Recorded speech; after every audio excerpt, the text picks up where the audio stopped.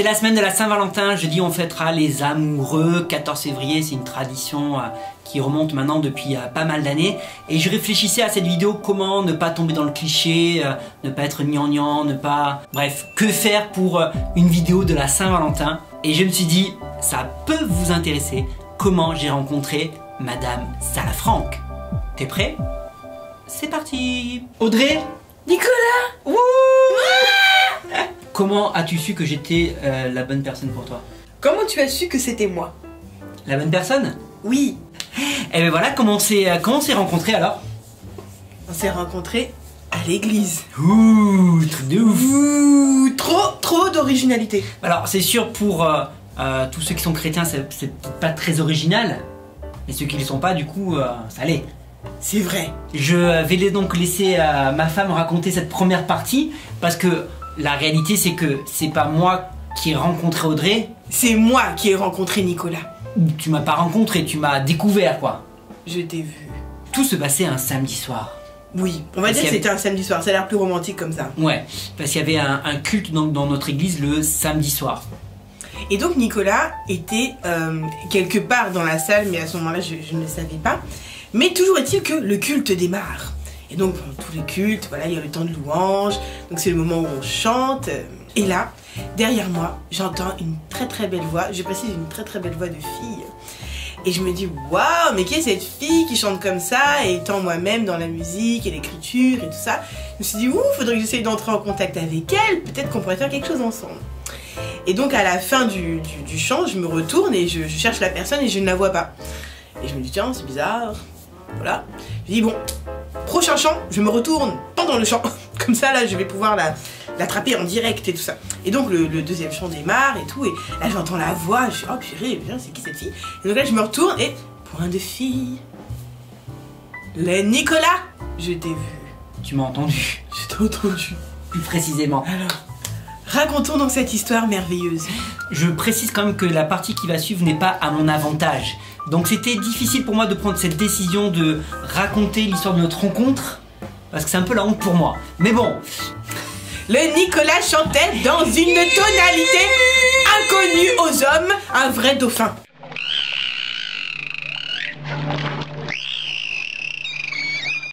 Non mais ça va, c'est pas non plus je chante dans les ultrasons quoi. Non mais presque. Non mais t'exagères. Et donc après, tu m'entends chanter, il se passe quoi? Parce qu'au passage, moi j'ai pas remarqué qu'elle se retournait hein. Ou parce que lui il était dans la louange, pas moi. Moi je louais le Seigneur. Tellement de spiritualité en lui, comme vous pouvez voir. Et bien après, qu'est-ce qui se passe Des illusions? Oh non, c'est pas une fille. Oh non, ce n'est pas une fille. Et après, qu'est-ce qui s'est passé? Bah rien du tout. En fait, ensuite il ne s'est rien passé. Mais quelques semaines après, je me rends à cette fois c'était un groupe de jeunes. Donc là je m'en souviens. Et donc c'est la première fois vraiment que je le vois. Vraiment. Je veux dire, El hombre. Je veux dire, pas au milieu de plein de gens, pendant le temps de louange et tout, mais vraiment je le vois. Et j'ai un espèce de coup de foudre. Pas un espèce, j'ai le coup de foudre pour cette personne. Il se présente. La foudre a frappé. Mais à ce moment-là, j'ai une espèce de conviction dans mon cœur comme quoi il n'est pas libre et que ben voilà, il n'est pas libre, donc enlève tes yeux ma fille. Effectivement à ce moment-là, moi j'étais pas libre de mon côté, j'étais en relation avec une autre fille et moi j'ai pas du tout remarqué Audrey. Et il faut préciser qu'il ne m'a pas remarqué pendant très longtemps, quelques mois. Donc l'église où nous étions organise vraiment un événement pour la fête de la musique. Et moi je me dis bon, je comprends qu'il est pas libre, mais je me dis bon peut-être qu'on peut devenir amis. Bon, j'étais vraiment sincère dans mon intention de peut-être devenir amie. Voilà. Et donc je sais qu'il va participer à la fête de la musique en tant que présentateur, donc je décide de passer les auditions. Et maintenant je fais une dédicace à Steve, notre témoin de mariage, qui m'a fait passer mon audition au téléphone. Voilà, donc déjà j'étais en mode stress, non pas parce que je me disais ah si je rate l'audition je vais pas participer à la fête de la musique, mais plutôt oh, si je rate l'audition je vais pas pouvoir parler à Nicolas. Et oui, parce que cette année-là c'est moi qui étais le présentateur de la fête de la musique.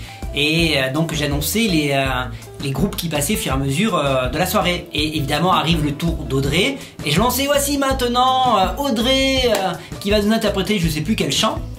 Je sais plus. Et là je pars en vrille. Et je me dis ah il connaît mon nom, il connaît mon nom. Mais en fait, il a une fiche avec le nom de tous les chanteurs. Et oui, c'est ça. Voilà, et moi je pensais qu'il m'avait remarqué. Non, j'avais juste le programme, forcément, j'avais le programme. Mais donc en fait, il m'a pas remarqué du tout. Et donc à la fin, je vais le saluer, il me regarde un peu du genre... T'es qui?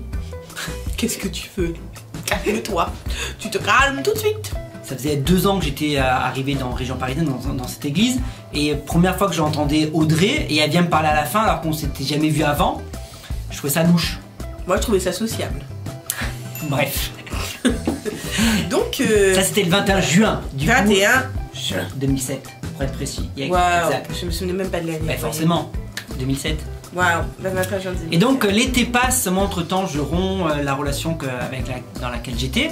Ça n'a pas été facile et j'étais dans le sud à ce moment-là chez mes parents. Et je reviens au mois de septembre pour la rentrée puisque j'étais prof à ce moment-là. Donc je reviens au mois de septembre, fin août en tout cas, pour la reprise. Et là, on fait une proposition à Audrey. Proposition de fou. Alors suite à mon audition en fait pour la fête de la musique, on me dit voilà, on trouve que tu as vraiment quelque chose au niveau de la louange et peut-être que tu as un appel dans ça et est-ce que tu aimerais t'investir au niveau de la louange? Et donc je fais une parenthèse quand on me demande comment tu es arrivé dans la louange, comment Dieu t'a parlé. Bah en fait je suis allée parce que Nicolas était dans la louange. C'est bien, bravo! Bravo! Là c'est les 5 bons conseils pour intégrer ça. Comment je sais que je suis appelé à la louange? Oui, bon voilà, c'est mal. Mais entre temps, vraiment, j'ai vraiment découvert qu'effectivement c'était ma place, que Dieu avait un plan pour moi à ce niveau-là. Donc je me suis dit, ouais, la louange, d'accord. Et puis là, à ce moment-là, la responsable de la louange à l'époque me dit, eh bien tu seras soit dans le groupe de Nicolas, soit dans le groupe de Ange. Et moi j'étais là, ok. Et là j'ai commencé à prier. Ok, mais c'est pas ce qui se passe dans ta tête à ce moment-là. Non, mais là j'ai commencé à prier parce qu'en fait moi je ne savais pas qu'il était plus avec la personne. Donc j'ai commencé à prier. J'ai dit Seigneur, si ce n'est pas la personne que tu as prévue pour moi, je ne veux pas être dans le groupe de Nicolas. Parce que je serais obligée de le voir rencontrer sa future femme ou se marier avec sa future femme. Et en plus je serais obligée de faire la louange de ce mariage magique parce que je serais dans le groupe de louange. Donc Seigneur, si tu pouvais m'épargner ça vraiment et me placer plutôt dans l'autre groupe. Ça c'est la prière genre vraiment très très spirituelle. Ouais, une fois de plus, hein. Quelle femme spirituelle. J'étais très spirituelle à l'époque. Ouh voilà, trop de spiritualité. Et finalement je me suis retrouvée dans le groupe de Nicolas. Et puis bon bah par la suite j'ai appris qu'il était libre. Il est libre, Max. Libéré, délivré. Bref, et donc s'ensuit que tous les lundis soirs on avait répétition, mais c'est pas juste répétition de mon groupe en fait. Le fonctionnement qu'on avait dans l'église, c'était tous les groupes se réunissaient le lundi soir parce qu'on partageait un temps d'enseignement, puis on faisait un peu des masterclass, etc. Et Audrey a usé de stratégie, je le dis, elle m'a piégé. J'ai eu une idée. Elle m'a piégé pour que je puisse la ramener chez elle. La créativité n'est pas un péché. J'aimerais préciser cela. Mais je pas dit qu'elle avait péché, je dis que tu m'as piégé. Non, j'étais créative. Donc voilà que un lundi soir, elle use de stratagème pour que je puisse la ramener chez elle. Et donc moi on avait fini la répétition, puis j'avais un petit débrief avec les responsables. Et qu'as-tu fait en attendant? Eh bien ce jour-là, je me suis dit, maintenant il faut commencer à passer à l'action. Bon, je sais, ça fait un peu genre la fille, elle a traqué le gars, mais c'est pas du tout comme ça que ça s'est passé. Vraiment, je fais une parenthèse encore une fois. Bon là, vous avez pas la timeline, hein, vous avez pas le temps, mais entre temps, j'ai quand même prié, j'ai quand même une conviction que ça vient du Seigneur, que c'est la personne qui l'a préparé pour moi et tout ça. Et donc je me dis, bon bah voilà, ma fille, elle va falloir commencer à se bouger un petit peu, quoi, faire quelque chose, faut que le gars se rende compte de ta présence. Donc je me suis dit, bah je vais... Elle est dans mon groupe de louanges, à part ça, je n'ai pas remarqué sa présence encore, hein. Oui, bon c'est pas grave, mais bon, qui remarque ma présence sans les autres personnes autour. D'accord. Voilà. Et donc je me dis, bah tiens, peut-être qu'il pourrait me raccompagner chez mes parents. Voilà. Sauf que ce soir-là, bizarrement, beaucoup de gens sont venus me proposer de me raccompagner. Je ne sais pas pourquoi. Je pense à vous si vous vous reconnaissez ce jour-là. Je ne sais pas ce qui vous a pris. Mais du coup, tout le monde vient me voir. Tu veux que je te ramène chez toi? Non. Tu veux que je te ramène chez toi? Non. Non. Va là-bas. Non. Non. Et donc, en fait, moi, j'attends la fin de sa réunion pour pouvoir lui demander de me ramener. C'est ce que j'ai fait à la fin de sa réunion. Le truc pas louche, hein, il n'y avait plus personne dans l'église, sauf elle. Et la réunion a duré super longtemps, en plus. Pas louche du tout. Et donc, bah, je lui demande, Et je sens qu'il va me dire non, j'espère. Je reçois comme ça la révélation, le gars va te dire non. Et maintenant il était, je sais pas quelle heure là, 21h30, 22h, il était tard. Et tu vas te retrouver toute seule. Oui mais attends, expliquons le contexte. C'est que moi j'habitais pas à Sarcelles, la République se faisait à Sarcelles, elle habitait à Sarcelles. Et moi j'habitais à 30 km de là. Et la ramener, ça me faisait faire un détour. Or j'étais un peu pressé, on était déjà rentré tard. Et faire un détour à ce moment-là... Est-ce que je savais ça? Ça me saoulait. Je Non mais il faut le dire franchement, ça me saoulait de faire un détour. Je me dis pourquoi elle a pas demandé à quelqu'un qui était là, il y avait 15 000 personnes qui auraient pu la ramener, pourquoi elle a attendu? Et donc là je lui dis, bah si tu peux pas, je vais demander à ma mère. Genre dans l'espoir qu'il ait pitié de ma mère quoi. Et effectivement j'ai eu pitié de sa mère. Je me suis dit non, comme il est déjà 21h30 ou 22h, je vais pas faire sortir sa mère à cette heure-ci. J'ai dit allez, je te ramène. Mais c'était pas de gaieté de cœur quoi. Donc voilà, donc il me ramène chez moi. Et puis on restait à discuter. On discute. Et au final longtemps. Et finalement on discute longtemps. Jusqu'à ce que ma mère ouvre les volets et qu'elle dise Audrey, il faut laisser rentrer la personne chez elle. Donc tu vois, bon, un petit peu tapage de honte.com. Voilà. C'est ça. Et donc c'est la première fois qu'on discute pour du vrai. Et là, elle me raconte qu'elle a fait des rêves sur nous deux. Mais je pensais être discrète. Non, le truc pas trop bizarre quoi. Première fois que tu discutes avec une fille et la fille te sort tous les rêves qu'elle a fait sur toi. Et notamment, elle a rêvé qu'on allait être collègues. À ce moment-là, on est en 2007, moi je suis prof de musique en collège, elle est encore étudiante. Et je me dis, on va être collègues, à quel moment on va être collègues? Alors, quel niveau? Dans quel secteur? C'est ça, je me dis, est-ce que ça va être au niveau de l'église? Est-ce qu'elle va devenir prof elle aussi? Et je savais pas. Prof de psycho au collège. Ouais, parce qu'elle faisait un master en psycho à ce moment-là. Et ce qui est fou, c'est que aujourd'hui on est bel et bien collègues. Exactement, au top chrétien. Et ça s'est réalisé il y a seulement en 2016. Donc 10 ans après. Ouais, pratiquement 10 ans après, ce qu'elle a reçu s'est réalisé. Mais du coup, moi elle me dit on est collègues, mais au moment de se quitter, je lui fais... Il me dit au revoir collègue. Au revoir collègue. Mais toi tu parles pendant 2h30, 3h, je sais pas combien de temps avec une personne, tu dis au revoir collègue. Moi je te laissais quelle éducation ça? Elle était deg. Elle pensait qu'on allait claquer la bise. Bah au moins, bah oui, enfin la bise quoi. Bref, et donc après ça, j'ai pris l'habitude effectivement de la ramener les lundis soirs. Bizarrement, ça me gênait moins de faire le détour le lundi soir. Je commençais à trouver un certain intérêt. On échangeait, on discutait et je commençais vraiment à connaître Audrey et du coup à vraiment l'apprécier. Jusqu'au jour où Audrey pleine de stratégie, une fois de plus. Ah ça va, on va pas raconter ça, on raconte ça. Bah il faut non? Ça fait partie, si c'est quand même l'élément crucial quoi. Je ne suis pas une psychopathe. Bref, elle me dit voilà on va faire un jeu, on se laisse une semaine et la semaine prochaine je te dévoile, elle me dit ça, je te dévoile toutes les filles qui te tournent autour à l'église. Comme s'il y en avait 200 000. Bah genre quoi. Voilà. Mais je me dis bon c'est une idée, tu vois, il faut appâter le gars avec quelque chose. C'est ça, et elle me dit mais t'as qu'à faire la même chose avec moi, tu auras qu'à me dire s'il y a des gars qui me tournent autour, donc tu te mets en mode observation, etc. etc. Mais genre aide mutuelle. C'est ça. La semaine passe, lundi d'après, hop, on se retrouve dans la voiture, je la ramène, je la raccompagne, et on arrive à ce fameux jeu, conclusion. Et là, je lui dis, c'est moi qui commence, et je lui dis... Mais t'as grillé les règles. J'ai grillé un peu les règles, j'avoue. Et je dis, je pense que tu es amoureuse de moi. Brrrr, j'ai tout cassé comme ça. J'ai dit, je pense que tu es amoureuse de moi. Et je lui ai dit, franchement, tu es une fille vraiment intelligente, tu es belle, c'est une femme comme toi que j'aimerais avoir pour mes enfants, plus tard, etc. Sauf dis que... bien tout. Si je devais me marier avec quelqu'un, ce serait avec quelqu'un comme toi. C'est ça. Et je termine en disant, sauf que Dieu m'a pas parlé et je t'aime pas.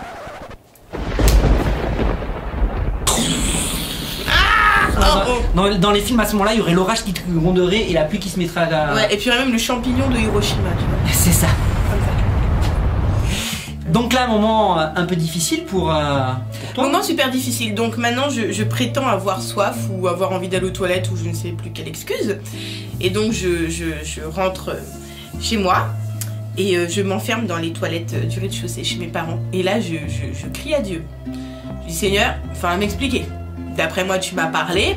Le gars vient de me dire que tu ne lui as pas parlé, qu'il ne m'aime pas. Il faut résoudre ça maintenant. Soit c'est lui, soit c'est pas lui, mais moi j'en ai marre.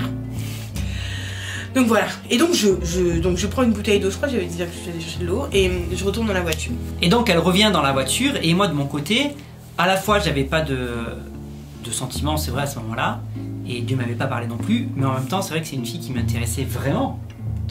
Plus je la découvrais en fait, et plus je me disais que c'était vraiment une fille super. Sauf que, comme je l'ai dit tout à l'heure, j'ai sorti d'une relation qui avait été un peu compliquée pour moi, et j'étais pas prêt à ce moment-là à me réinvestir dans une relation, et surtout j'étais pas prêt à me réinvestir dans une relation sans savoir si c'était bien la volonté de Dieu pour ma vie à ce moment-là. Parce que je voulais pas souffrir à nouveau, je voulais pas et souffrir et faire souffrir quelqu'un. Donc pour moi j'avais besoin de savoir si c'était viable ou pas notre relation, et c'est pour ça que je préférais mettre des limites tout de suite. Bref, mais bon, quand elle revient dans la voiture, je dis écoute, voilà, bon, j'ai dit ce que j'ai dit, mais on va quand même prier pour ça, et on va pas forcément se séparer maintenant, mais continuons à nous découvrir. En gros, je dis ça un peu comme ça, quoi. Continuons à nous découvrir et puis prions. Se séparer dans l'amitié, hein. Évidemment, puisqu'on n'était pas du tout ensemble. Voilà, c'est important de préciser quand même. Non mais ça aurait pu mettre fin à notre amitié. Oui, c'est vrai. Court. Oui. Un coup comme ça peut jeter un méga froid et on se parle plus, quoi. Ah non, je suis pas sûre. Je pense pas que ça jette un méga froid. Dieu m'a pas parlé, je t'aime pas. Je pense que ça soude les liens. Je pense ça. Comme ça. Oui, je pense aussi. Effectivement. En général, c'est ce qu'ils font les gens. Tu sais, quand Donc, tu veux rester amis, je t'aime pas.